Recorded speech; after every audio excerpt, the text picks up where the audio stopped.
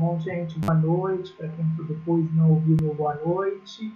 Vou começar devagarinho, o pessoal vai entrando, né? Bom, nós vamos dar prosseguimento aqui, mas antes da gente entrar direto no assunto de hoje, eu vou fazer uma retrospectiva sobre os conceitos de linguagem que nós vimos aí na última aula, né? Nós vimos que a diferença entre língua e linguagem, e que os nossos estudos giram muito mais em torno da linguagem, que são as múltiplas variações de uma língua, né? A gente viu que a língua, na verdade, é sinônimo de idioma, e tanto idioma quanto língua são códigos de comunicação que os falantes de uma determinada comunidade utilizam para se comunicar. E esses códigos eles são convencionados, são pré-estabelecidos, são obrigatórios, né? Tanto que no Brasil, por exemplo, a gente tem como língua oficial, ou seja, a língua estabelecida no Brasil para comunicação, código estabelecido, é a língua portuguesa. A língua é uma só, ou seja, é uma determinação única.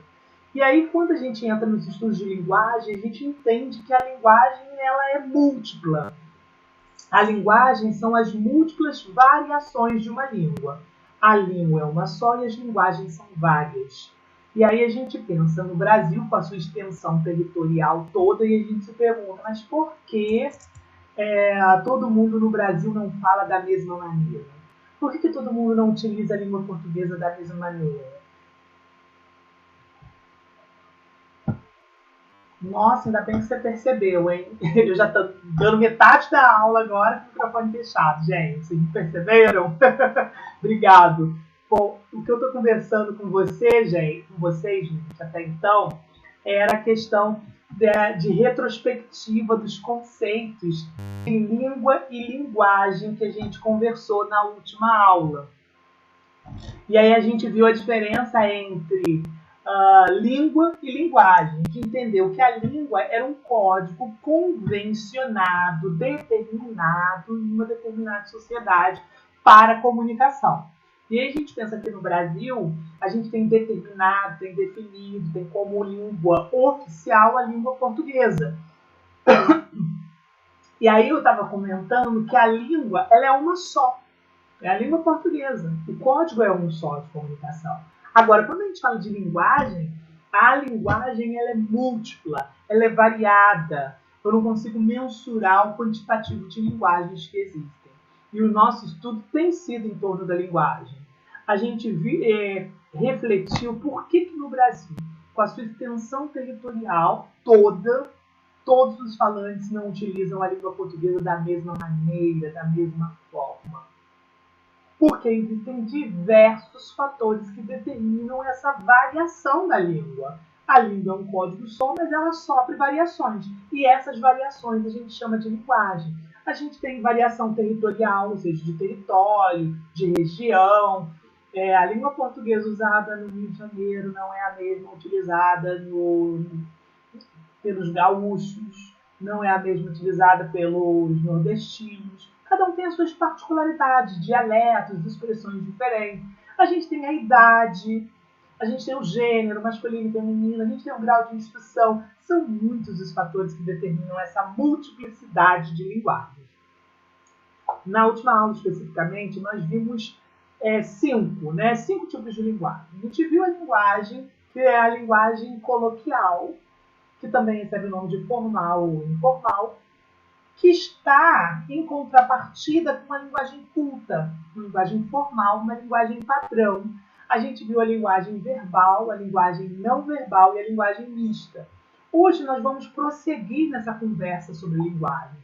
Só que nós vamos, na aula de hoje, abordar, compreender que existem dois sentidos da linguagem.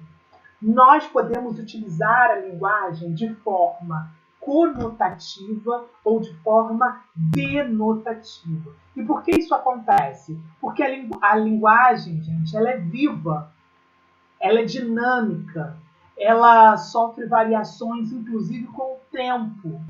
E a essas múltiplas variações e sentidos que uma língua possui, a gente chama de polissemia. Então, um dos conceitos que a gente precisa entender antes de entender os conceitos de sentidos da linguagem é entender o que é polissemia. A gente sabe que o prefixo poli significa vários, múltiplos. E quando a gente fala de semia, a gente está falando de sentido. Então, nós vamos falar na aula de hoje dos sentidos da linguagem. E já começa a aula entendendo que a nossa linguagem é múltipla, é uma linguagem polissêmica. E aí, o que implica dizer que a nossa linguagem é polissêmica? Implica dizer que determinados vocábulos, determinadas palavras na nossa língua, ela assume múltiplos significados. Por isso, a gente chama de polissemia, ou seja, sentidos variados, sentidos múltiplos que um único vocábulo pode ter na nossa língua. E aí a gente pensa, mas por que uma única palavra pode assumir vários significados, vários sentidos? Lembrando que quando eu falo de semia, eu falo de semântica. E quando eu falo de semântica, eu falo de sentido. E aí, no começo dessa aula, eu já abordei com vocês alguns fatores que determinam essa variação da língua. Ou seja, por que a língua é polissêmica? Porque tem muitos fatores que determinam isso. O contexto, inclusive, em que um determinado vocábulo ele é inserido, ele pode fazer com que o significado daquele vocábulo seja diferente, ok? Então, a gente começa a aula entendendo o que é a polissemia e a importância dela para uma língua, né? Que é trazer aí a dinamicidade para a língua, trazer novos conceitos, novos conteúdos para retratar a realidade. A realidade é muito complexa para ser abordada num determinado grupo de vocábulos. Haja vista que vocês percebem que, com o passar do tempo, quantas palavras novas foram inseridas no nosso vocabulário? Diversas. Se você pensar que o avanço tecnológico que nós percebemos aí velozmente acontecendo, inseriram em nosso idioma várias palavras novas. E que várias palavras novas são essas? Bom, a gente tem aí tuitar, postar, inclusive esse verbo postar, stalkear. São várias palavras que surgiram aí com o advento da tecnologia. Então vocês percebem que a nossa língua é uma língua polissêmica. Ela é uma língua de múltiplos sentidos, em que há essa necessidade de criação de novos vocábulos e que há a criação de trazer novos sentidos para os vocábulos que já existem. Então a gente já tem um grupo de palavras que tem um determinado significado. E com o passar do tempo, novos significados são atribuídos a essas palavras.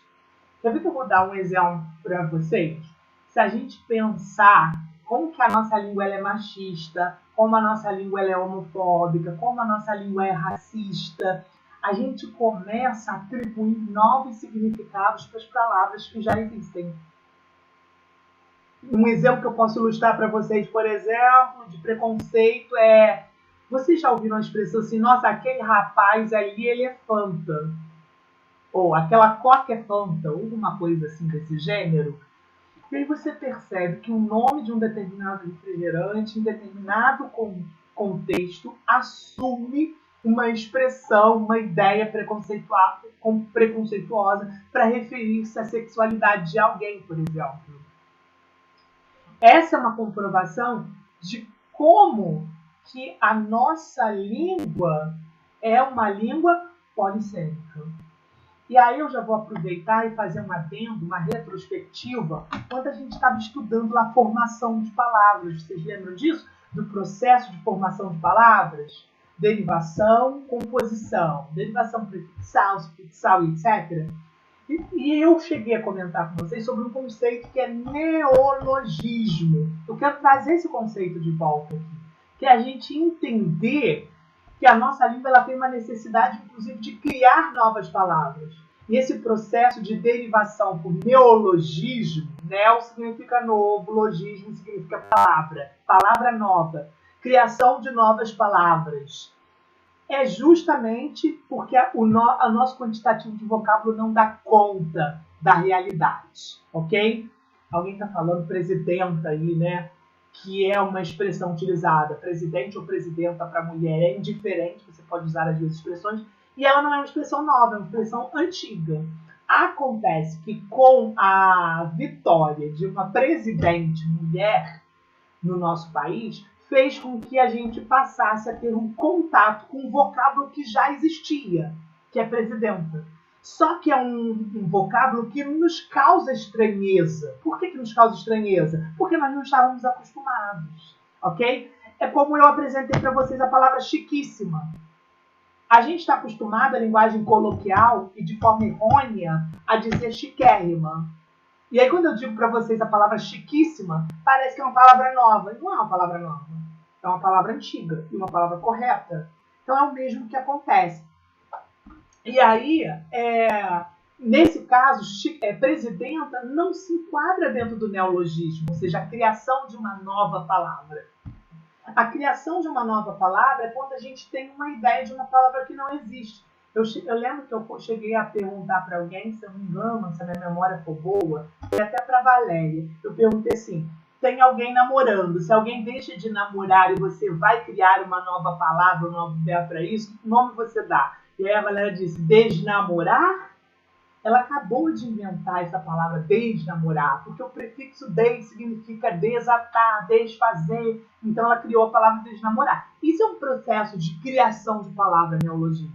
Mas, gente, quando essa palavra passa a ser dicionarizada, quando ela entra no dicionário da língua portuguesa, ela não é mais um neologismo. Então, eu só posso classificar como neologismo uma palavra que ainda não existe, ela ainda não é registrada como uma palavra oficial. Vou dar um exemplo, a palavra xerocar. Vocês sabem que é fotocopiar. Até então nós tínhamos fotocopiar. Só que todo mundo passa a dizer assim, xeroca para mim, vou xerocar. Isso era um neologismo que veio da marca da máquina, Xerox. E aí a gente criou essa palavra, né? Em vez de usar fotocopiar, a gente utilizava xerocar, ou utilizava xero. Até então era um neologismo. Só que eu vou dizer para vocês que agora você já encontra no dicionário o verbo xerocar. Então não é mais um neologismo. Agora é um vocábulo que faz parte da língua portuguesa. Por que eu estou conversando isso com vocês? Para que vocês percebam que a nossa língua é uma língua dinâmica, viva. E que, além de eu criar novas palavras, eu também posso atribuir novos significados a palavras já existentes. E a esse processo de atribuir muitos significados vários a uma palavra já existente, é que eu chamo de polissemia. Por isso que eu digo que a nossa palavra é uma palavra polissêmica, ok? E graças a essa polissemia, essa multiplicidade de sentido, é que a gente tem um fenômeno chamado ambiguidade. Nós também chegamos a conversar um pouco sobre esse fenômeno. Por que eu digo que um determinado termo, uma determinada frase, ela é ambígua? Porque ela pode possuir mais de um sentido. Porque aquela palavra ela é polissêmica. Então não tem como eu falar de polissemia sem falar de ambiguidade, porque a ambiguidade é a apresentação de mais de um sentido a uma determinada palavra.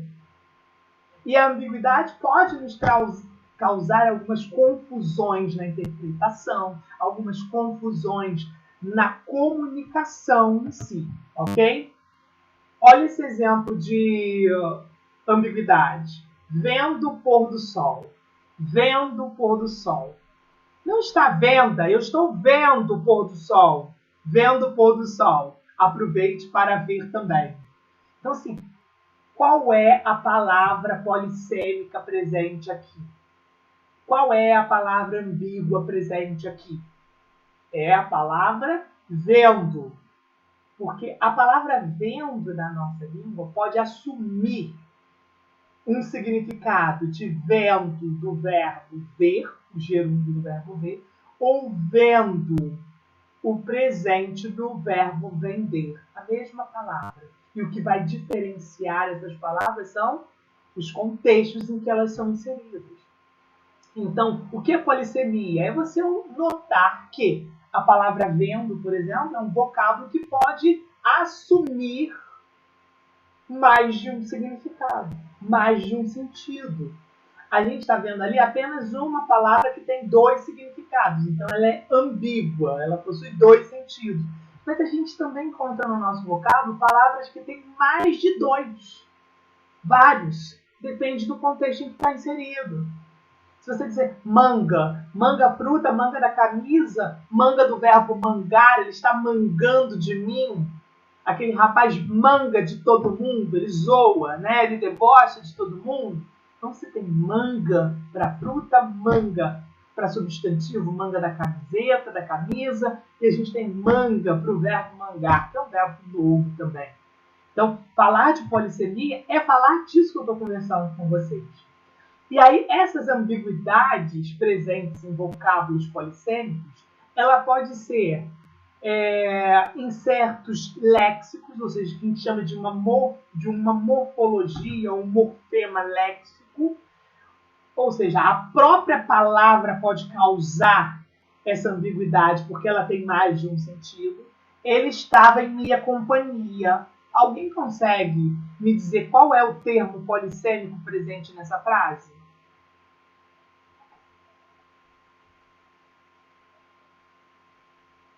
Vocês estão me ouvindo agora, né, gente? Alguém consegue me dizer qual é o termo, qual é o vocábulo, qual é o léxico? Gente, léxico, palavra, vocábulo, morfema, é tudo a mesma coisa, tá? Significa palavra. Então, qual é o vocábulo? Companhia é um vocábulo polissêmico e é ambíguo, porque nesta frase ele nos traz duas percepções, duas interpretações. E aí, companhia. Quais são as atribuições semânticas que a gente pode dar para a companhia aqui? Quem que me respondeu? Foi a Fabiana? Ah, Flávia. Flávia, você que me respondeu. O que pode significar companhia aqui?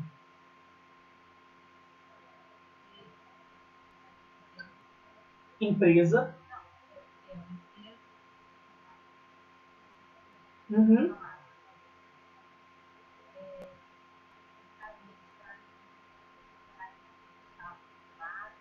Isso. Acompanhando. Uhum. São esses dois sentidos, né? O companhia no sentido de ser acompanhante de alguém e companhia no sentido de empresa. Então eu tenho um vocábulo polissêmico porque ele possui mais de um sentido. E eu digo que ele é ambíguo porque ele, nessa frase, não foi claro. Eu não tenho como saber nesta frase se ele está na minha companhia, ele está me acompanhando, ou eu sou um empresário, sou dono de uma companhia. Por isso eu chamo de ambíguo. Ambíguo é aquilo que causa dúvida, é aquilo que não está marcado claramente. Então entenda a diferença entre polissemia e ambiguidade. E entenda que a ambiguidade é polissêmica. Eu não sei se vocês conseguem acompanhar o meu raciocínio. Polissemia são palavras que têm mais de um sentido. Ok. Mas nem toda palavra polissêmica é ambígua, porque ela pode estar clara no contexto. Ela só é ambígua quando não está clara, não está especificada, causa essa dúvida. Então eu só posso dizer que algo é ambíguo, só posso dizer que há ambiguidade quando não há uma clareza. Há essa dúvida. Deu para entender, gente? Que toda ambiguidade é polissêmica, mas que nem todo termo polissêmico é ambíguo? Bom, primeiro eu falei do vocábulo, da palavra em si, né? E aí agora eu vou falar para vocês da própria frase. A própria estrutura frásica pode ser ambígua, pode não ser clara. Veja, o magistrado julga as crianças culpadas. Por que a construção dessa frase não é uma construção feliz? Por que é uma construção infeliz? Porque ela causa dúvidas.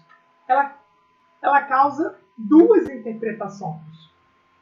O magistrado aqui, ele julga as crianças que são culpadas, ou seja, que todas as crianças são culpadas, ou ele julga as crianças que somente o grupo de crianças que são culpadas.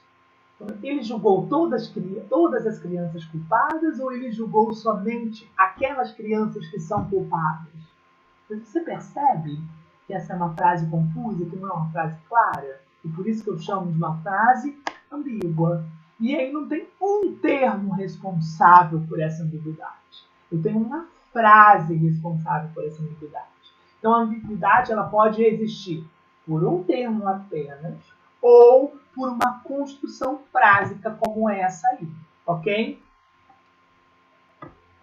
Aqui, vamos pegar outro exemplo da estrutura sintática. Como que nós construímos a frase? Jorge ama Rosa tanto quanto João ama Rosa. Ou Jorge ama Rosa tanto quanto ele ama João. E qual é essa frase? Eu cortei a frase? Não. Tá aqui. Jorge ama Rosa tanto quanto João. Quando eu te digo que Jorge ama Rosa tanto quanto João, causa essas duas dúvidas que acabo de ler anteriormente, né? Ele ama Rosa assim como João a ama, ou ele ama Rosa como ele ama também João. Então, também foi uma construção frásica infeliz. A gente precisa fugir dessas construções frásicas para que a gente consiga estabelecer uma comunicação eficiente.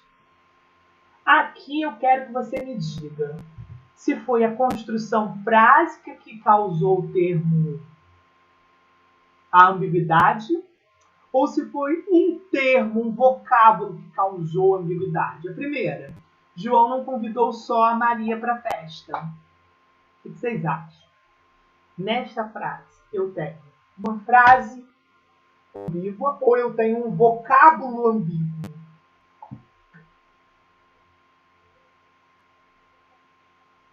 João não convidou só Maria para a festa. Acho que é frase.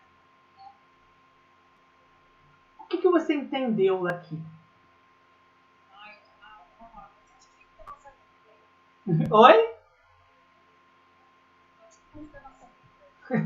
Qual interpretação você fez? Ele não convidou só a Maria, ele convidou mais pessoas. Ok. E qual a outra interpretação? Porque se é ambíguo tem que ter mais de uma. Então ele não convidou a Maria, convidou mais gente, ela foi à festa. E a outra interpretação? Alguém conseguiu a outra?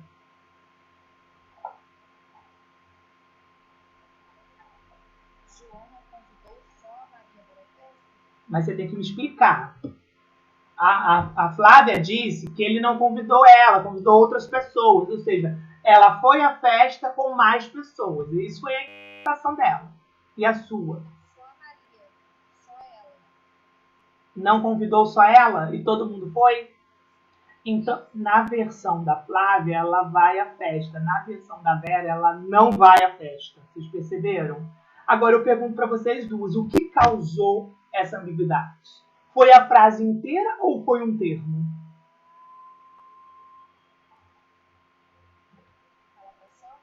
A palavra só. Então, aqui não é uma ambiguidade frásica. Não é a frase que fez com que eu não entendesse. É o elemento que está ali escrito só. Essa palavra só, ela é a causadora da dúvida. Que poderia...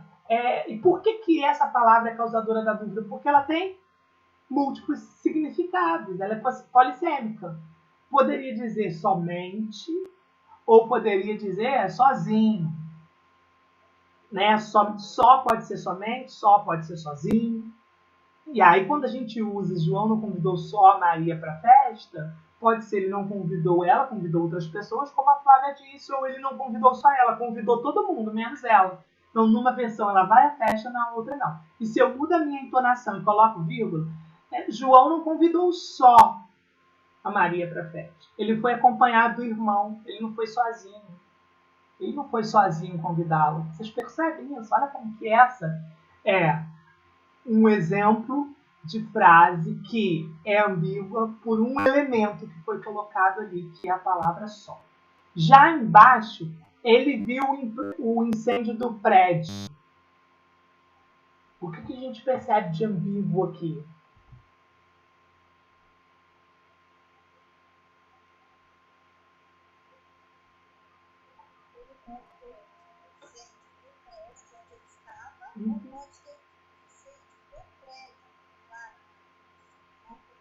Ótimo. Então, assim, ele viu do prédio em que ele estava, ele viu o incêndio. Ou ele viu o próprio prédio pegar fogo, né? Ou seja, o prédio pegar fogo. Duas versões. E aí, a maneira como a gente construiu essa frase fez com que ela ficasse ambígua. Como que eu posso evitar isso? Ah, ele viu o prédio, ele viu o incêndio do prédio de onde ele estava. Ele viu o incêndio do prédio em frente. Enfim, a gente tem que arrumar mecanismos de que a frase não fique ambígua, que não dê duplo sentido. O grande problema, às vezes, da comunicação é a pessoa dizer assim, mas eu não quis dizer isso, né? Mas a pessoa interpretou porque a construção prática, às vezes, não foi positiva. E aí, ainda dentro dessa questão da linguagem, do sentido da linguagem, como eu disse para vocês, como eu tenho múltiplas maneiras de utilizar um determinado vocábulo, eu posso utilizá-lo de uma forma denotativa ou de uma forma conotativa. E aí isso eu chamo sentidos da linguagem. Você está se comunicando utilizando qual sentido da linguagem? Um sentido denotativo ou um sentido conotativo? Sentido denotativo é um sentido de verdade. É um sentido real, é o sentido literal, é o sentido do dicionário, ou seja, como aquela palavra está prescrita no dicionário. Se eu digo para você, por exemplo, cobra, como que a gente pode definir, gente, a partir do dicionário cobra?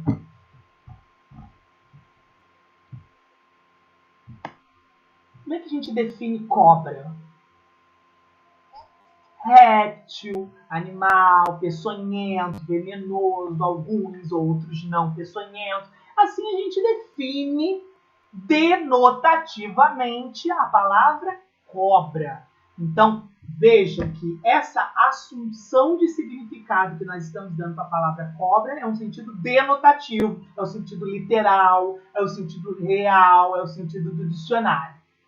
Agora eu viro para vocês e digo, na nossa língua, que outras concepções nós podemos dar à cobra sem ser esta?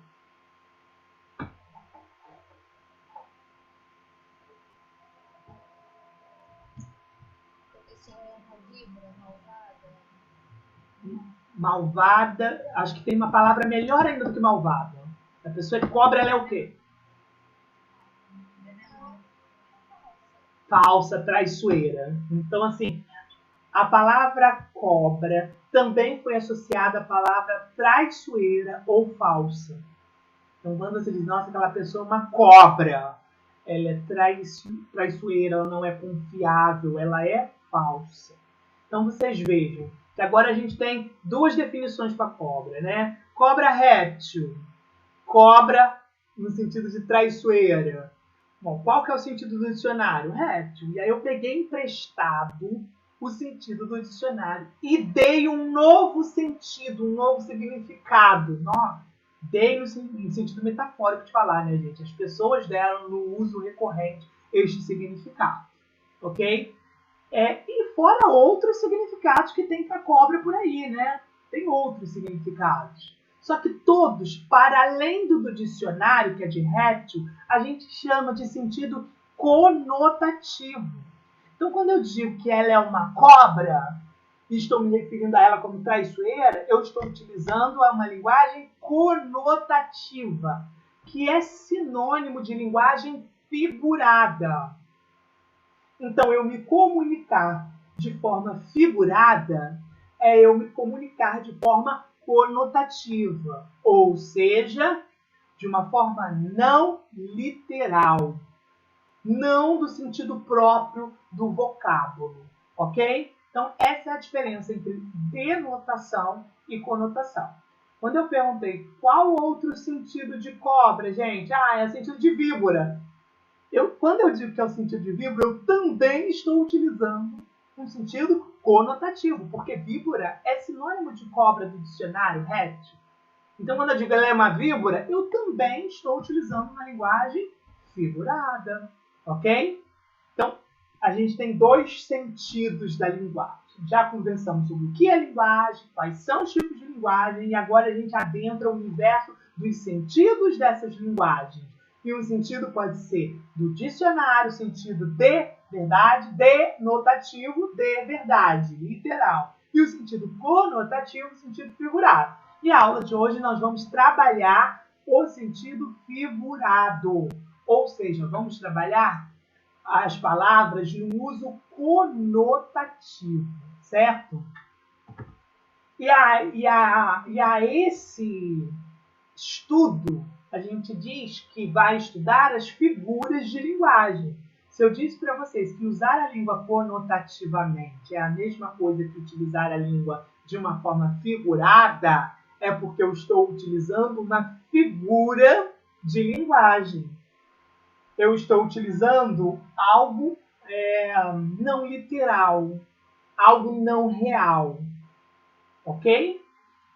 Ali a gente tem um exemplo, Paulo é um touro. Posso dizer que ele é forte como um touro ou Paulo é um touro? Note que quando eu digo que Paulo é um touro, claro que eu não estou dizendo que ele é um animal, literalmente falando, mamífero, 4 patas, não estou falando disso. Eu estou utilizando uma linguagem figurada, uma linguagem não real, uma linguagem no sentido não literal. Então, eu estou utilizando uma linguagem conotativa.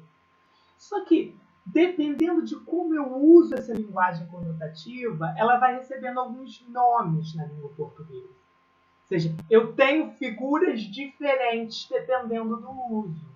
E o primeiro uso do sentido conotativo, ele é para fazer comparações.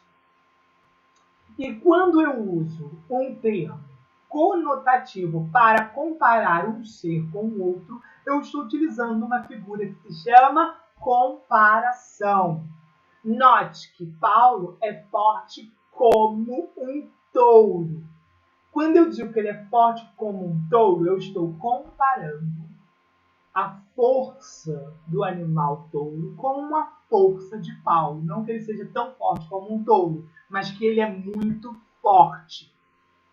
Essa é uma linguagem conotativa que recebe o nome de figura de linguagem comparativa. É uma comparação. E só para constar, comparação também recebe o nome de símile. Um acento. Si-mi-li. Tudo com i. Símile. Que significa semelhante a. Vocês perceberam que eu usei como exemplo inicial a frase Paulo é um touro, que não é a mesma coisa de que Paulo é forte como um touro. Qual é a diferença dessas minhas duas frases? Vocês percebem? Paulo é um touro. Paulo é forte como um touro. O que tem de diferente aqui? Imediatamente você percebe.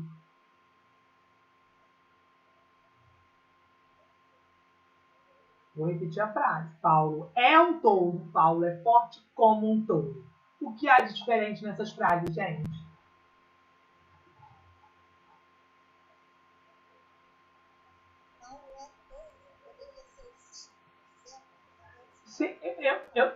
Eu não estou nem falando de significado, não. Eu não estou falando de significado, eu estou falando assim, da frase mesmo. O que você percebeu de diferente nas frases? Paulo é um touro, Paulo é forte como um touro. O que tem de diferente nela?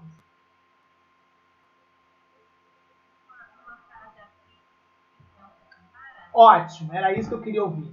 Vocês perceberam que quando eu digo que Paulo é um touro, eu estou afirmando. Quando eu digo que Paulo é forte como um touro, eu estou comparando. E por que eu estou fazendo esse teste com vocês? Porque existem duas figuras de linguagens que são muito fáceis de serem confundidas. Uma é essa que apresento aí para vocês, comparação. E a outra se chama metáfora. O que é uma metáfora? Uma metáfora é uma comparação também. Vocês entendem que existe uma figura que chama comparação, que compara dois seres. E que existe outra figura que se chama metáfora, que também compara. Só que a metáfora é uma comparação disfarçada. Ela é utilizada como uma afirmativa. Ela não é uma comparação explícita. Não é uma comparação evidente. Então, quando eu perguntei qual a diferença, gente, ele é forte como um touro e ele é um touro.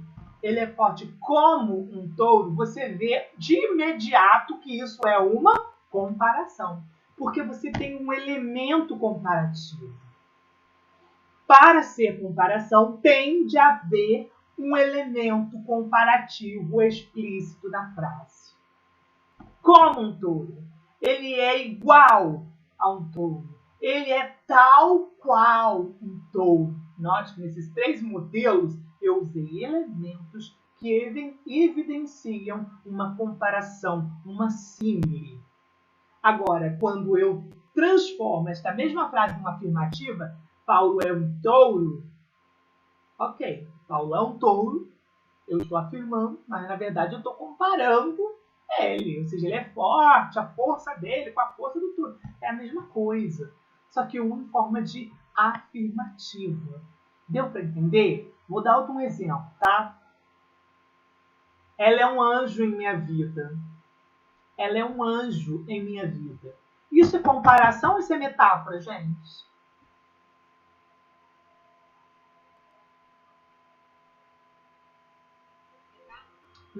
Metáfora. E como eu posso transformar essa metáfora em comparação?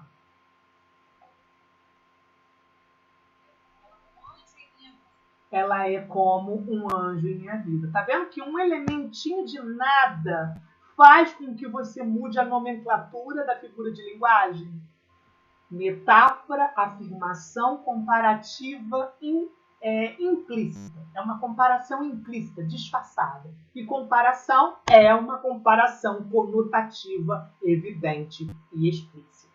Ok? Então já vimos 2 figuras de linguagem e muito importantes e presentes em muitos concursos públicos, tá? A próxima figura de linguagem recebe o nome de metonímia. Bom, o que é uma metonímia? A melhor palavra para você fazer uma associação com metonímia é substituição. Metonímia é o ato de substituir uma coisa por outra. Claro que de forma conotativa. E aí, como que eu posso fazer essas substituições? Primeiro, gente, eu adoro ler Clarice Lispector. Essa é uma frase conotativa. Por que ela é conotativa? Eu não posso ler literalmente a autora Clarice Lispector. Eu leio os livros da autora Clarice Lispector. Por isso que é conotativa. Não estou falando literalmente. E o que eu substituí aqui? Eu substituí o autor pela obra. Então a gente está fazendo essa troca aí. Eu adoro ler Clarice Lispector. Não, na verdade eu gosto de ler um determinado livro de Clarice Lispector. Então, essas substituições podem ser autor pela obra. Mas eu também posso trocar, veja, o conteúdo pelo continente. Ou melhor, o continente pelo conteúdo. Ou vice-versa. O que eu chamo de continente? Gente, a palavra continente significa aquilo que contém algo. Conteúdo, ele está num continente. Quer ver um exemplo?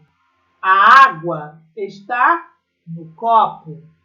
A água é o conteúdo. O copo é o continente. É aquilo que contém algo. Contém a água. A comida é o conteúdo. O prato é o continente. Então, eu tenho um conteúdo no continente. Deu para entender o que é continente, né, gente? E aí, quando a gente faz essa troca, a gente também tem uma metonímia. Em que contexto a gente utiliza isso? A Ana, bebe mais um copo. A Ana, come mais um prato. A Ana não vai comer o prato, literalmente falando. ela vai comer o que está dentro do prato, ela vai comer o conteúdo. Então, quando a gente faz essa troca, eu estou usando o continente no lugar do conteúdo. Bebe mais um copo, come mais uma colher, toma mais uma xícara. A gente esquece de falar do conteúdo, a gente só fala do continente. Isso é uma metonímia. Eu ainda posso substituir uma marca pelo produto. Eu peço para você ir no mercado para mim comprar Bombril. E aí você volta com a Solan. Eu peço para você comprar Danone. E aí você volta com Batavo. Por quê? Algumas marcas ganharam tanta popularidade que acabou assumindo a identidade do produto. E a gente passa a chamar aí todos os produtos por o nome de uma determinada marca, de tão poderosa que é essa marca. Então, quando a gente fala Danone, a gente pode realmente estar se referindo à marca. Se eu estiver me referindo à marca, eu estou usando a língua denotativamente. Mas se eu estiver me referindo a outra marca, ou seja, a outro produto com o nome dessa marca, eu estou utilizando uma linguagem conotativa. E aí eu estou utilizando uma metonímia. Eu estou substituindo. Eu estou usando a marca no lugar do produto. Ok? Alguém pode me dar mais exemplos? Eu tenho o exemplo do Danone, ou seja, todas as marcas viraram Danone. Eu dei o exemplo do Bombril, todas as palhas de aço, todas as palhas de aço viraram Bombril. Alguém tem outro exemplo? Cotonete. Qual é o nome denotativo do cotonete? Com algodão. Então, quem aqui chega na farmácia e pede, por favor, uma caixinha de hastes flexíveis com algodão? Ninguém. A gente pede cotonete. E nem sempre a marca é o cotonete. Ó, o cotonete, o Danone, o Bombril. Alguém tem outro? Champanhe. Ou seja, todos os vinhos achampanhados acabam recebendo o nome de champanhe. Está tomando champanhe, mas não é champanhe mesmo, né? É outra marca. Vera, você falou alguma coisa? Maisena, o amido de milho. Todos eles viraram maisena. Gillette. Comprar Gillette. Presto Barba. Vou comprar um Presto Barba. Veja, todo aparelho de barbear descartável virou Presto Barba. Ok? Vamos lá. Esse também. O leite condensado virou leite moça para todos, né? Muito bem. Até a Coca-Cola. Se você parar para prestar atenção, tem gente, né? A gente utiliza muito Coca. Vamos tomar uma Coca, mas é um Mil. Mil Cola.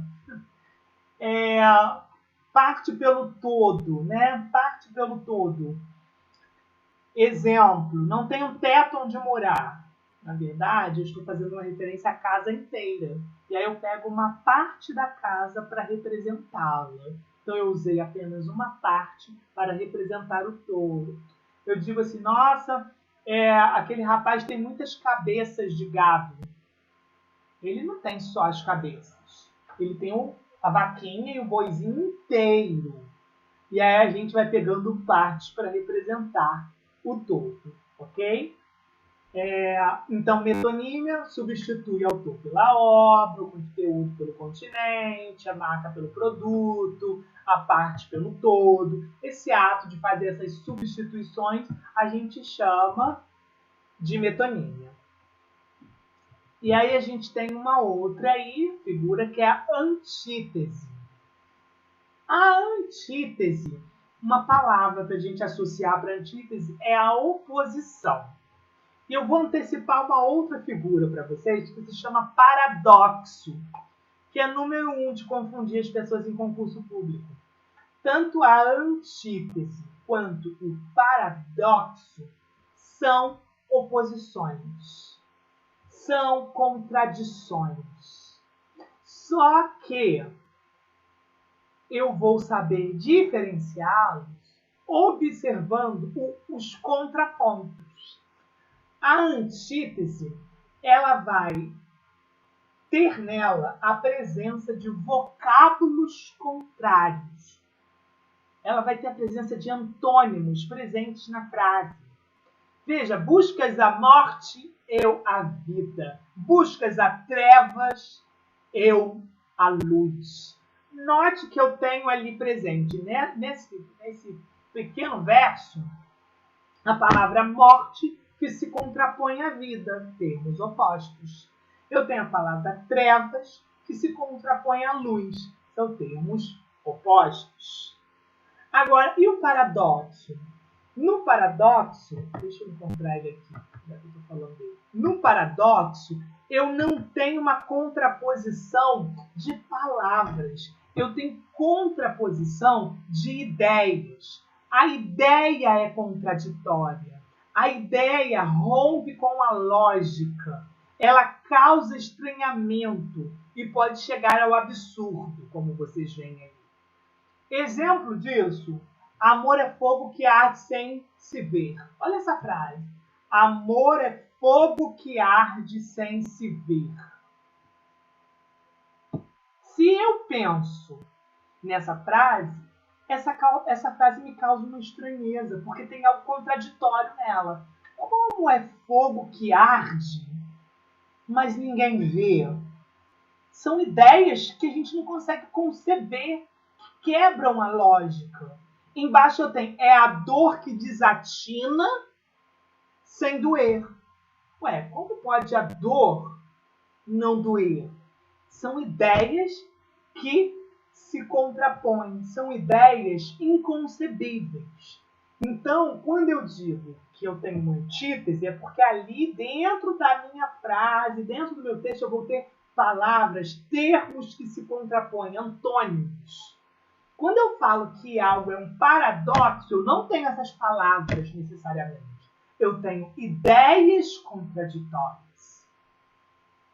Eu vi uma vez uma questão que era para identificar figuras de linguagem só por uma imagem. Não tinha nem texto, a imagem. Você tinha que dizer qual era a figura de linguagem presente na imagem. E a imagem era de um padre com uma garrafa de uísque na mão. Um padre com uma garrafa de uísque na mão. Isso é antítese ou isso é paradoxo? Isso é antitético ou isso é paradoxal?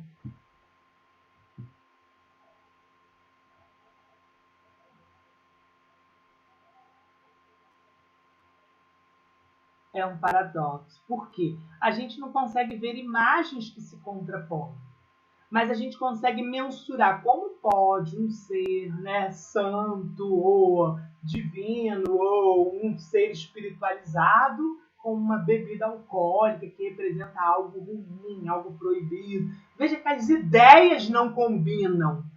Não necessariamente são termos ou imagens que se contrapõem, mas são ideias que nós não conseguimos conceber.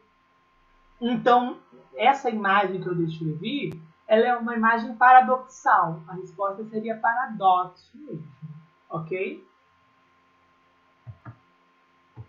Deixa eu voltar aqui. Então, falei da antítese e já aproveitei e falei do paradoxo, porque as duas tratam-se de oposições, sendo que uma é oposição de palavras e a outra é oposição de ideias, tá?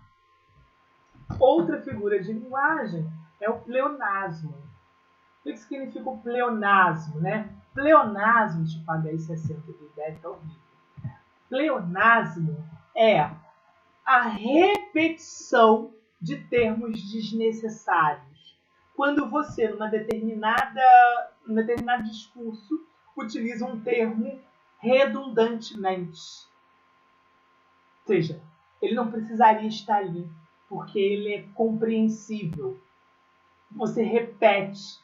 Um exemplo é subir para cima. São expressões que a gente ouve no dia a dia. Descer para baixo, entrar para dentro, sair para fora, cheirar com o nariz, ver com o olho. Tudo isso são exemplos de pleonasmos. São redundâncias. Se eu vou entrar, eu não preciso falar que é para dentro. É óbvio. Ninguém entra para fora. Então basta dizer, entre aqui. Ah, entra aqui para dentro agora. Sobe aqui em cima. Eu vou subir lá em cima? Claro que vai subir lá em cima. Então, eu vou subir, basta dizer isso. Então, veja que essa repetição desnecessária de termos redundantes, a gente chama aí de pleonasmo, tá? Exemplos comuns do dia a dia, elo de ligação. Ah, eu vejo muita gente falando isso, coisa horrível. Existe um elo de ligação entre nós. Gente, se é elo, ele já é ligado. Não precisa falar que o elo é de ligação. Há um elo entre nós. E se você está conversando, você e mais uma pessoa, eu também não posso falar nós dois. Porque se eu estou numa conversa com a Vera e eu digo, há um elo entre nós, há um elo de ligação entre nós dois. Olha isso. Quanta redundância, quanto pleonasmo. Basta dizer, Vera, há um elo entre nós. Porque se eu estou falando com ela, claro que somos nós dois. Eu não preciso fazer isso, né? E ainda que fossem três, se eu estou conversando com 3 pessoas e quero dizer que existe um elo entre nós, claro que estou me referindo a nós 3. Ok? Essas são expressões redundantes, pleonasmo. E aí a gente tem a seguir a prosopopeia ou personificação. O que é uma prosopopeia? O que é uma personificação? Personificar é tornar pessoa. Personificar é tornar pessoa. Então, está ligado diretamente às nossas características, às características dos seres humanos. Mas quando nós atribuímos alguma característica que é do ser humano a um ser que não é humano ou a um ser irracional, a gente chama essa figura de prosopopeia ou personificação. Alguns livros acabam utilizando assim, prosopopeia é a atribuição de características humanas a seres inanimados. E nem sempre o ser que não é humano é inanimado. Ele pode ser animado. Por exemplo, um cachorro. Eu posso atribuir uma característica humana a um cachorro. Por exemplo, nossa, meu cachorro parecia falar. Cachorro não fala, seres humanos é que falam. Então eu tenho aí uma prosopopeia, uma personificação. As árvores, que são seres vivos, são seres vivos também, né? As árvores aplaudem a chegada da primavera. Árvores não aplaudem. Quem aplaude? Os seres humanos aplaudem. Então, tem uma prosopopeia e uma personificação. Essas paredes têm ouvidos. Ah, se esse banco falasse. Tá vendo? A atribuição de características de seres humanos a seres que não são humanos, a gente chama de prosopopeia. O vento gritava naquele lugar. Ok? Ontem as estrelas contavam histórias. Hoje choram mortos. Olha esse verso. Ontem as estrelas cantavam, estrelas não cantam, seres humanos cantam. Hoje elas choram. Estrelas não choram, pessoas choram. Prosopopeia. Personificação. Personifiquei a estrela. Ironia. Ironia é algo que o brasileiro gosta muito, né? De ironizar as coisas. O que é ironia, né? É você fazer uma afirmação diferente daquilo que você pensa. Então, eu penso algo, mas eu afirmo algo diferente daquilo que eu pensei. Então, a gente tem A excelente dona escolástica era mestra na arte de judiar de crianças. Olha que frase irônica. Quando eu falo a excelente dona escolástica é mestra na arte de judiar de crianças, note que tem aí muitas incoerências nessa frase. Claro que essa frase está sendo irônica. Foi usada de maneira proposital para demonstrar algo que você sente, mas que você não fala. A gente faz isso há muito tempo. Ai, coitadinho do bandido. Quando a gente fala, coitadinho do bandido, apanhou. Coitadinho do bandido. Eu posso estar falando isso, mas eu posso estar pensando algo diferente disso. E se assim for, eu estou sendo irônico. Eufemismo, que é uma das minhas preferidas. O que é o eufemismo que a gente adora também, né? O eufemismo é uma suavização de ideias negativas, ideias ruins.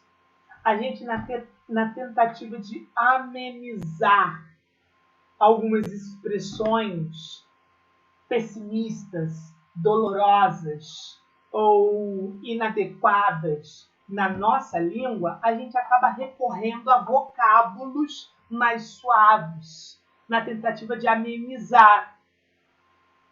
Olha o exemplo, ficou rico usando os meios ilícitos dentro daquele país. A gente não fala roubando o país, meios ilícitos.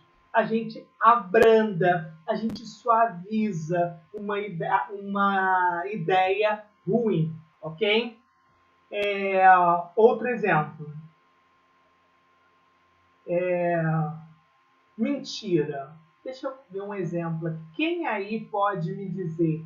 Eu digo assim, Marta, você é mentirosa.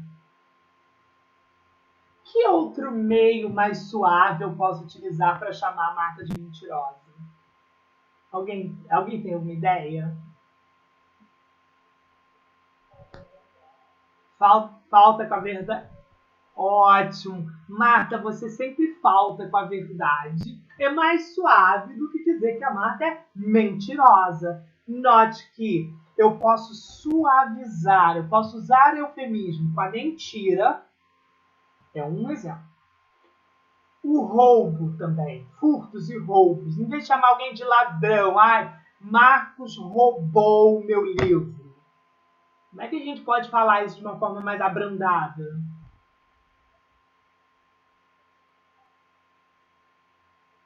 Furtou. Furtou ainda é um pouco agressivo, né? É que há uma diferença entre roubar e furtar, né?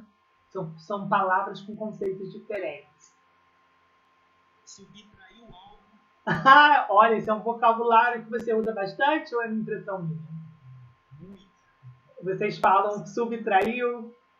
Subtraiu algo, grave ameaça. Isso aí. Isso aí, viu, gente? Olha, ele subtraiu algo, ele mexeu em algo que não lhe pertencia, ele mexeu no alheio, ele pegou algo sem a minha permissão. São maneiras da gente abrandar essa situação. Então, olha, eu posso suavizar uma ideia de mentira, uma ideia de roubo, furto, outra. Quando a gente tem filho, principalmente, quem tem filho aí vai poder me ajudar. Quem tem filho? Deixa eu ver. Acho que a Vera tem filho, né? E a Kathleen também.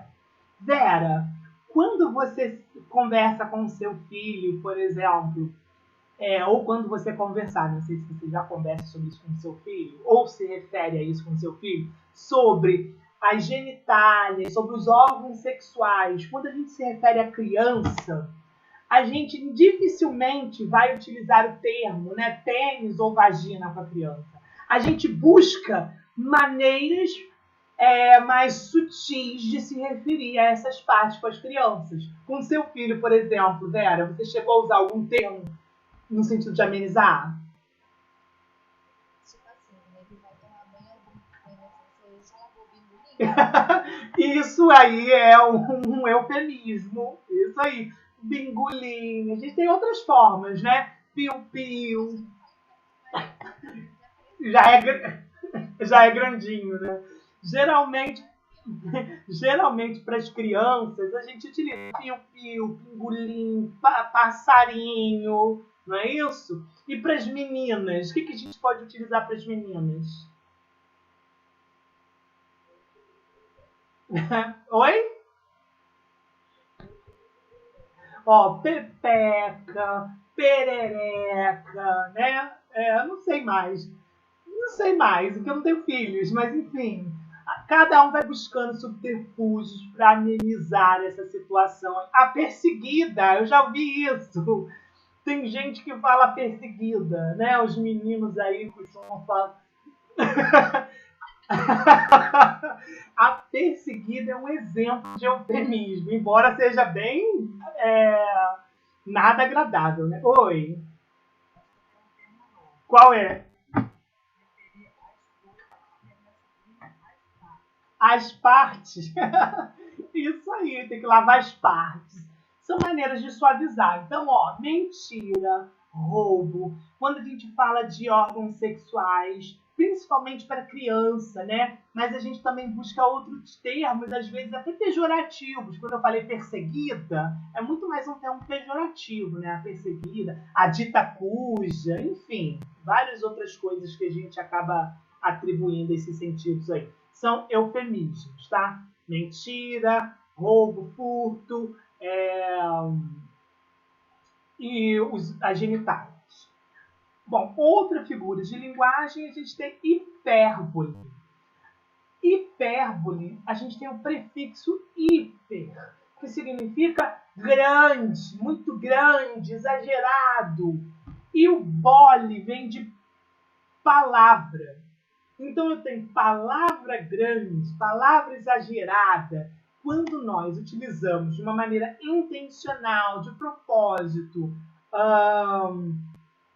alguns termos para exagerar uma afirmativa, então a gente chama hipérbole, que é o exagero de uma afirmativa, a gente tem aí essa figura de linguagem. Veja, ai gente, eu chorei rios de lágrimas. Chorei baldes de lágrimas. Claro que ninguém chora baldes de lágrimas. Isso aí é uma linguagem conotativa. E eu chamo de hipérbole porque eu estou afirmando algo de uma forma muito exagerada, ok?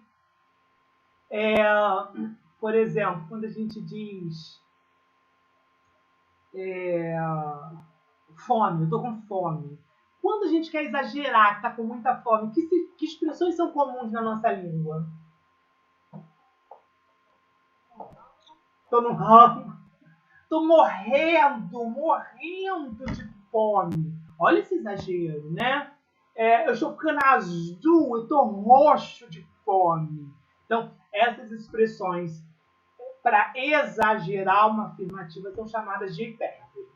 Deixa eu só voltar no eufemismo, porque eu pulei um, né? Eu falei mentira, eu falei roubo e furto, falei partes dos órgãos sexuais, e tem a morte também, que a gente faz muito isso com a morte, né, gente? Partiu dessa para melhor, foi morar com Deus, virou estrelinha. São maneiras da gente suavizar essa ideia difícil de dizer, de compartilhar, de conversar, que é da morte, tá? Então, hipérbole, chorei rios de lágrimas, tô roxo de vergonha. Eu já falei 1 milhão de vezes. Olha que exagero, né? Exagero de uma afirmativa, hipérbole. E tem uma figura que tem um nome parecido, que é hipérbato. Então, veja, eu tenho hipérbole, que é o exagero, e eu tenho hipérbato. O hipérbato é a inversão da ordem regular das frases. O que é isso, William?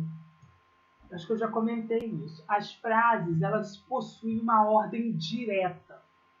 O que é uma ordem direta das frases? Vou dizer para você qual é a ordem direta. Sujeito, verbo, e complementos, que são os predicados. Sujeito, verbo e complemento. Sujeito, eu. Verbo, fui. Complemento, a praia. Viu que eu usei a frase na ordem direta? Eu fui à praia. Sujeito, verbo, complemento. A partir do momento que eu mexo nessa ordem direta da frase, eu tenho um hipérbato. Eu inverti a ordem da frase. Essa inversão da oração se chama hipérbato. À praia eu fui. Note que eu joguei a praia, que deveria estar no final, que é uma locução adverbial, que é um adjunto adverbial, e deveria estar no final da frase, está no começo agora. Então, todas as vezes que eu mexo na ordem direta da frase, eu tenho hipérbato. Olha o meu exemplo. À praia foram o pai e o filho. Qual seria a ordem direta dessa frase? O pai e o filho foram à praia. O pai e o filho é o sujeito, foram é o verbo e a praia é um complemento. Eu mexi na ordem da frase. Mexeu na ordem, hipérbato, inversão. Embaixo nós temos elipse. Muito importante vocês gravarem essa informação, porque quando a gente aprender os tipos de sujeito, lá na frente, aprender os tipos de sujeito, você vai ver que existe um sujeito que se chama elíptico. O que é um sujeito elíptico? É um sujeito que é formado por meio da elipse.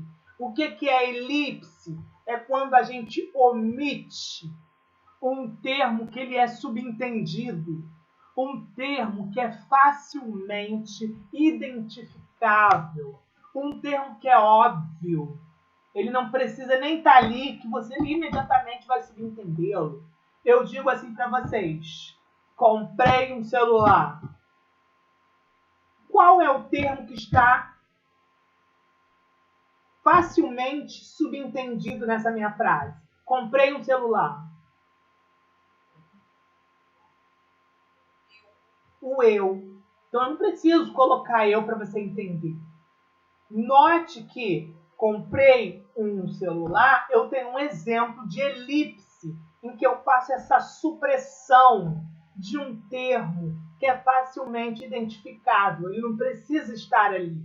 Sairemos mais cedo hoje. Quem? Nós, tá vendo? Daí eu falei que quando você estudar sujeito lá na frente, você vai ver que o sujeito que vocês devem ter ouvido como sujeito oculto, que esse é o mais comum que as pessoas ouvem, sujeito oculto, ele também recebe o nome de sujeito elíptico.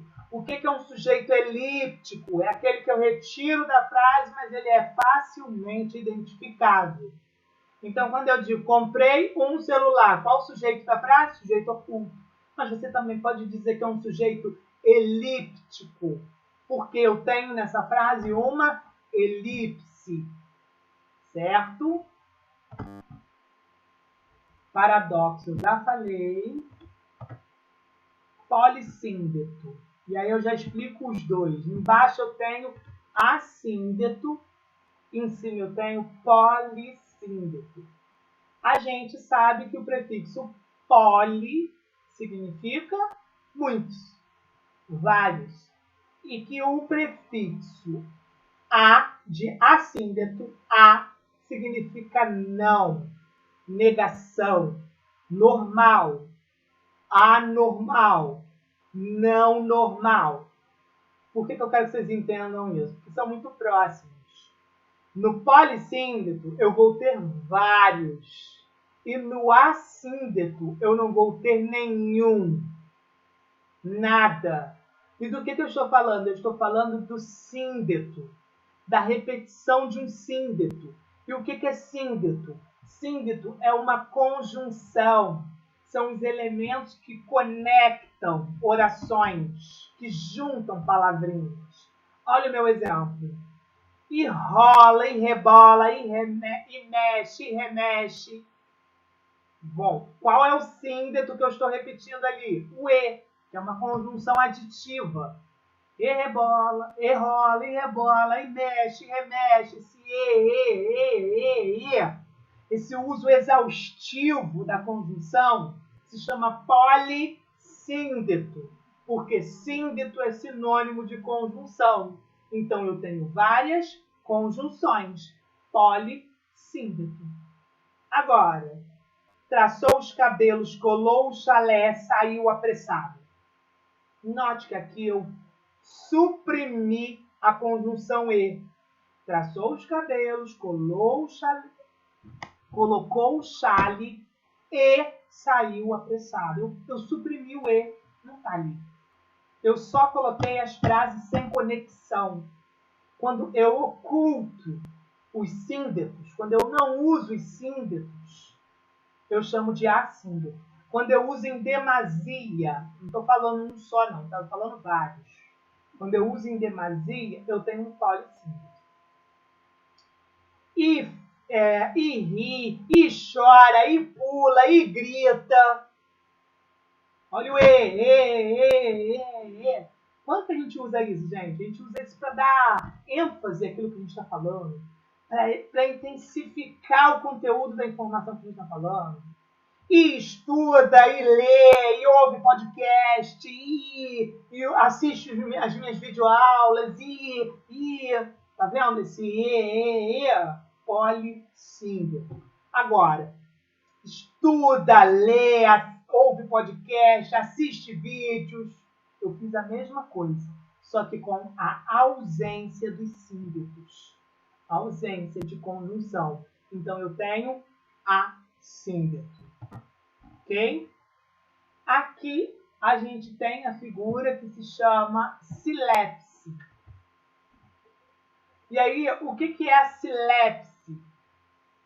Silepse são concordâncias inadequadas que nós fazemos na língua. Em palavras bem simples, são erros de português que nós cometemos. Nós podemos cometer erros de português no que diz respeito ao gênero, masculino e feminino.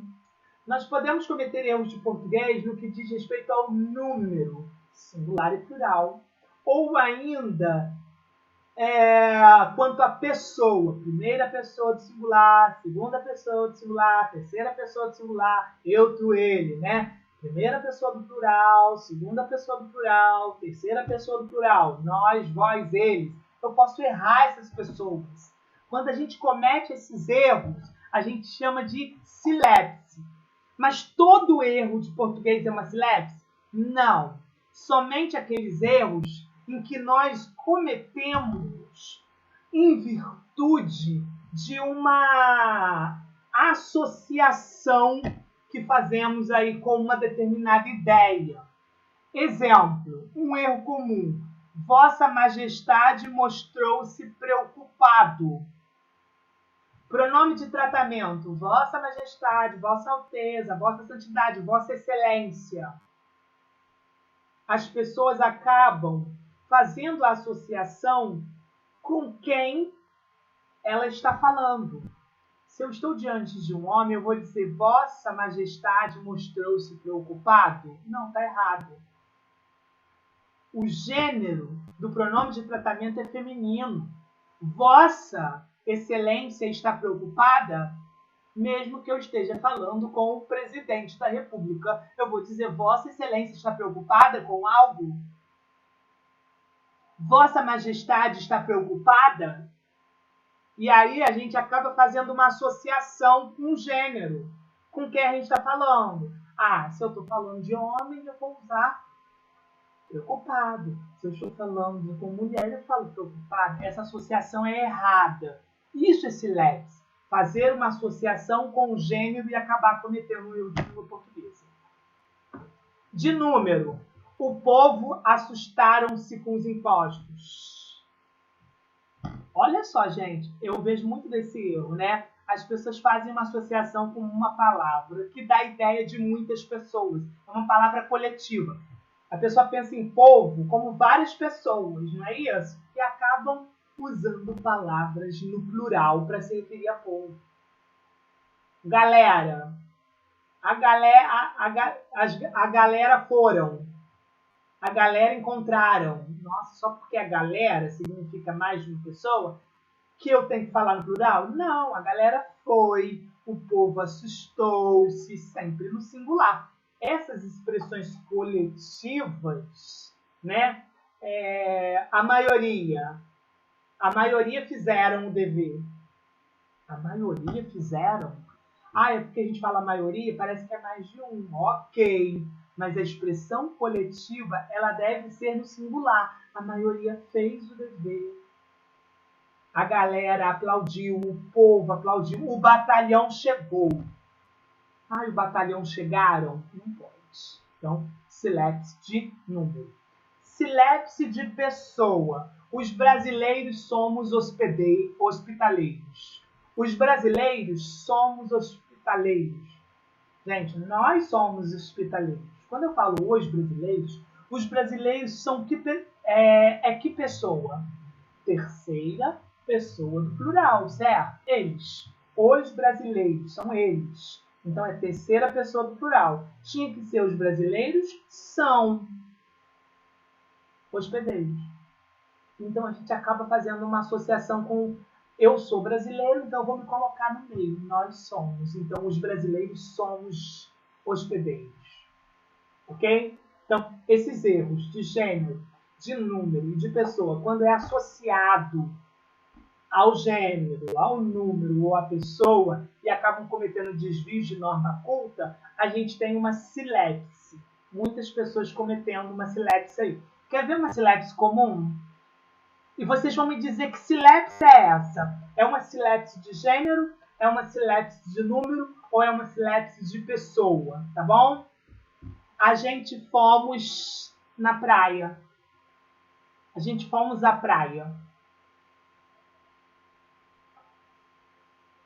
Que silepse é essa, gente? Ela é uma silepse de pessoa. Por quê? Somos combina com nós. E aí, nós, a primeira pessoa do plural, então deveria ser nós fomos à praia. E aí, além de pessoa, é uma silepse de número também. Por que é uma silepse de número? Porque quando a gente fala a gente pensa que temos bastantes pessoas. E aí, eu me coloco no meio. E aí a gente faz essa associação e parece que a gente tem que usar a gente vamos, porque eu também estou junto. Então, quando a gente fala a gente tem uma silepse de número e de pessoa. Errou duas vezes. Errou por fazer uma associação com um grupo e eu estou no meio desse grupo, tenho que usar a primeira pessoa do plural. E errou a pessoa, porque era nós e a pessoa utilizou a gente. Ok? Gradação. Gradação. O que é algo gradativo? Algo gradativo é que acontece aos poucos. Começa do menor para o maior. Começa do número 1 para o número do 10. Tende a haver uma sequência. Eu costumo dizer que gradação é uma sequenciação. Tem que haver uma sequência. Para ser gradativo, tem que ter uma sequência. Meu caro, para mim, você é um simples roedor. Que digo, um verme. Menos que isso, uma bactéria, um vírus. Aqui, a gradação foi do maior para o menor ou do menor para o maior?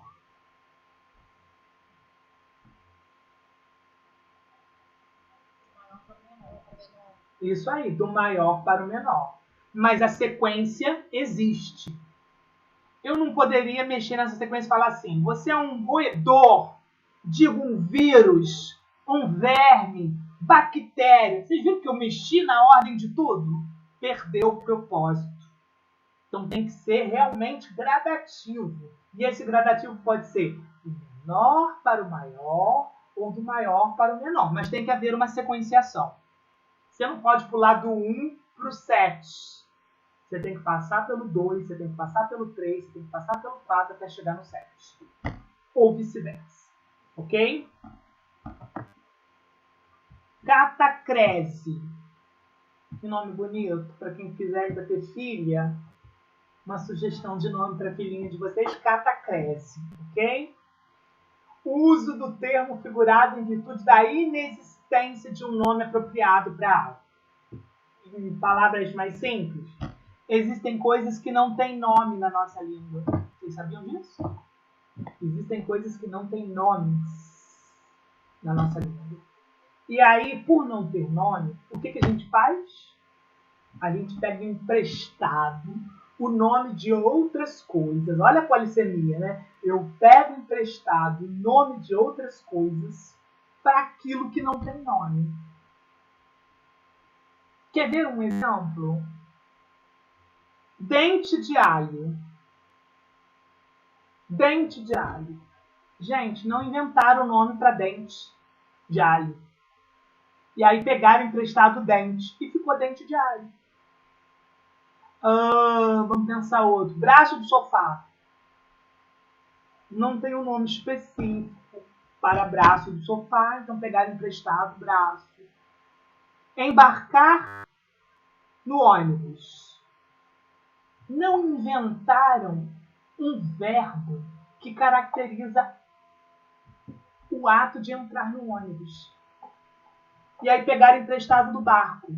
Embarcar no barco, embarcar no avião, embarcar no táxi, embarcar. Por que não é ônibusar? Inventaram ainda, tá vendo? Não criaram essa palavra. Então, a catacrese é a utilização de um termo figurado. Claro que o braço não é o braço da gente, o braço do sofá não é esse braço, é figurado.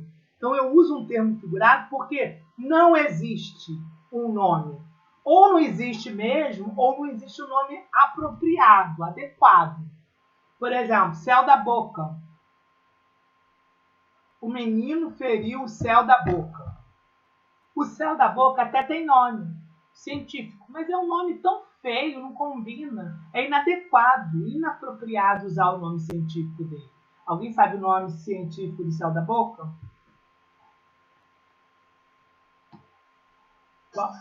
Palato. Agora você imagina eu falando, nosso menino feriu o palato duro. Meu Deus, não, é melhor falar que ele feriu o céu da boca, né? Gente, o céu da boca se chama palato mole e palato duro, tá? A parte da frente, que você coloca a língua, é mais durinho.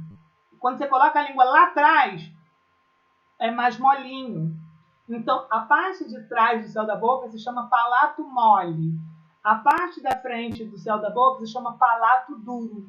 Só que ninguém é maluco de falar, o menino feriu o palato mole, o menino feriu o palato duro. É inadequado isso, né? É melhor falar que o menino feriu o céu da boca. Então, isso é catacrese. Pé da mesa, pé da cadeira, não tem nome específico. E a gente pega emprestado. Ok? Sinestesia. O que é uma sinestesia? Gente, algo sinestésico é algo de sensação. Toda vez que você ouvir a palavra sinestésico ou sinestesia, é algo que está relativo às nossas sensações. E o que é responsável pelas nossas sensações? Os nossos sentidos. Os nossos sentidos são responsáveis pelas nossas sensações. Tato, audição, paladar, visão, olfato, os nossos sentidos são responsáveis pela sinestesia.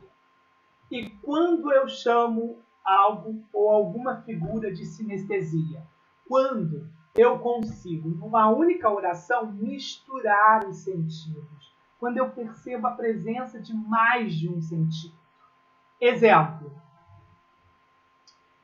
Sinto o cheiro amargo do café. Sinto o cheiro amargo do café. Vocês conseguem perceber as sensações aqui? Quais são elas?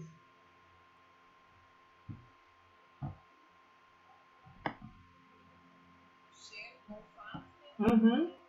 Exato. Misturei duas sensações. Tem uma sinestesia. Sinestesia é essa mescla dos sentidos. E tem que ser sentidos diferentes, ok? Olha aí o exemplo. Despertara-se um grito áspero, vira de perto a realidade. Neste trecho do livro Vidas Secas. Grito se refere à audição e o áspero se refere ao tato. Então a gente tem a presença de duas sensações. Então a gente tem uma sinestesia, ok? Agora vamos para onomatopeia. Esse é bacana. Gente, tudo na língua portuguesa que retrate o som das coisas na escrita é uma onomatopeia. Você ouve algo, você tenta reproduzir o som disso, é uma onomatopeia. Quer ver um exemplo de uma onomatopeia? Olha lá o gato. Vamos reproduzir na escrita o miar do gato. Miau. Vamos reproduzir o barulho do trem. Qual o barulho do trem, gente?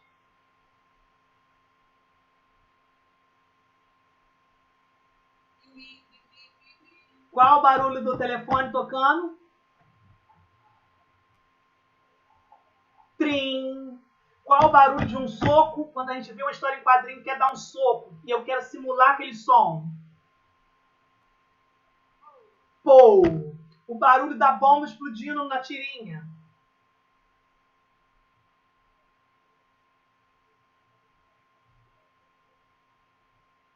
Não sabe o barulho da bomba? Bu! Bu! O barulho dos tiros que matou a Flor de Lis. O marido da Flor de Lis. Pá, pá, pá, pá, pá. Eu adoro esses memes. Não esqueceu, né?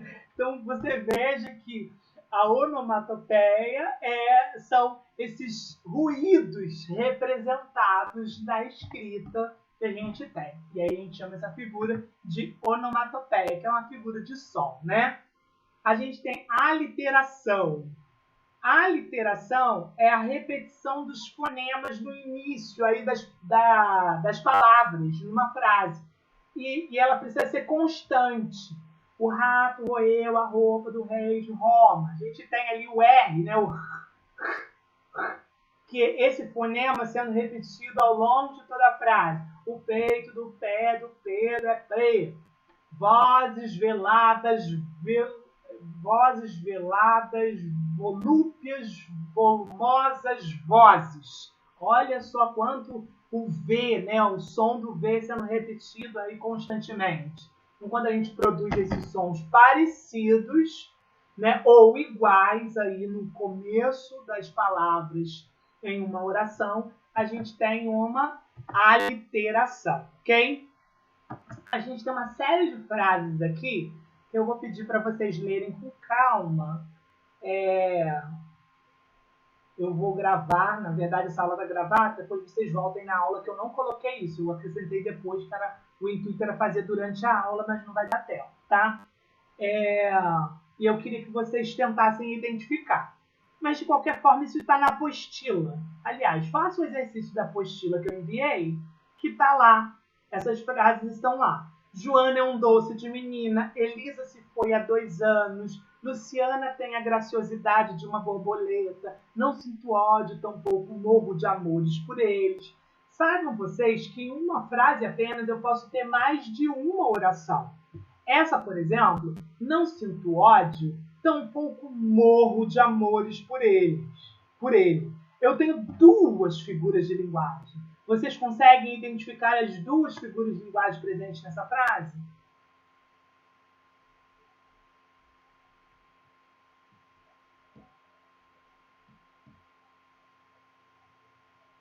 Não sinto ódio, tampouco morro de amores por ele.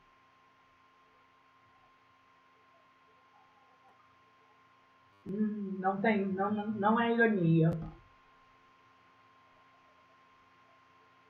A pessoa que, na verdade, ela quis dizer que ela é indiferente. Ela não sente ódio e tampouco morre de amores. Ou seja, não amo nem odeio, não é nada para mim. Ela realmente disse o que ela queria dizer. Para ser ironia, ela tem que dizer algo mas pensar diferente.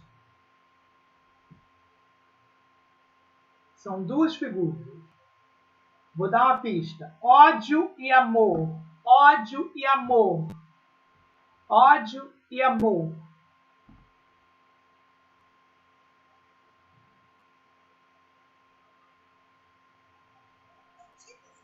Antítese. Duas palavras opostas. Duas palavras diferentes presentes na oração. Antítese. Agora a outra. Morro de amores. Morro de amores. Hipérbole. Isso é um exagero de uma afirmativa. Ok? Então eu vou deixar vocês fazerem. Façam na apostila, que isso aí tá tudo na apostila. De A a L. Tá? Tá lá igualzinho, tá aí. E a gente começa a próxima aula corrigindo. Tá?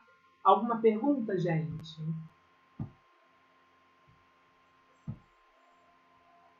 Luiz, esse silêncio, ela é considerada um erro gramatical? É um erro, ela sempre vai ser um erro gramatical. Porque eu não posso falar gente somos, eu não posso falar o povo fizeram, a galera chegaram. É sempre um erro de português esse lapse. Mas é importante entender que nem todo erro de português é uma silépse. Para ser uma silépse, esse erro precisa ser feito com uma ideia errada que a gente faz. Por exemplo, o povo chegaram. Eu imagino que o povo são várias pessoas e por isso eu cometo erro. É um erro meio que, entre aspas, justificável. A pessoa comete esse erro porque ela faz uma associação. Só assim que pode ser silépse. E é de gênero, de número, como a gente viu ali, né? Ok, gente? Perguntas?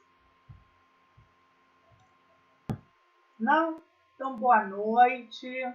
Até semana que vem. A gente se vê. Bye, bye. Obrigado, gente. Boa noite. Como é que o pessoal